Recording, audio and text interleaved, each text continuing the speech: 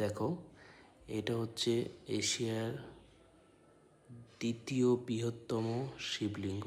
এই শিবলিঙ্গটা প্রচুর বড়। দেখো আমরা সিঁড়ি বেয়ে কতটা উপরে উঠেছি শিবের মাথায় জল ঢালার জন্য। এটা আছে নদিয়া জেলার মাঝদিয়াতে। খুবই সুন্দর অপরূপ জায়গা। শ্রাবণ মাস চলছে, তোমাদের যদি কারো ইচ্ছা হয় এখানে গিয়ে বাবার দর্শন করবে এবং বাবার মাথায় জল ঢালবে, তোমরা অবশ্যই যাও। এখানে খুবই সুন্দর শিব মন্দির এবং এশিয়ার দ্বিতীয় বৃহত্তম শিবলিঙ্গ।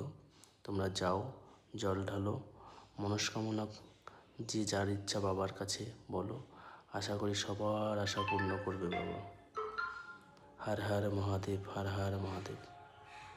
দেখো, আমি অনেক সময় ধরে একদম সুন্দরভাবে পুজো দিচ্ছিলাম, কারণ আমি তোমার থেকে কেদারনাথ থেকে এসে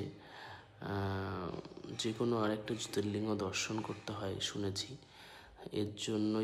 এর জন্য বলতে আমার শিবনিবাস যাওয়ার ইচ্ছাও ছিল। আমি আগেও গেছি, কিন্তু এইভাবে কখনোই বাবাকে দর্শন করতে পারিনি ভিড়ের জন্য।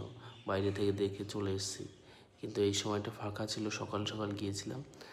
খুব সুন্দরভাবে, যেমন কেদারনাথে সুন্দরভাবে পুজো দিয়েছি, কেদারনাথে তো ভিডিও করতে দেয়নি, এইভাবে সুন্দরভাবে লুকিয়ে এখানেও ভিডিও করতে দেয় না, লুকিয়ে একটু ভিডিও করে নিয়ে এসেছি।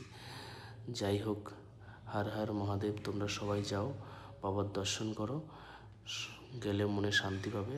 হর হর মহাদেব, হর হর মহাদেব, হর হর।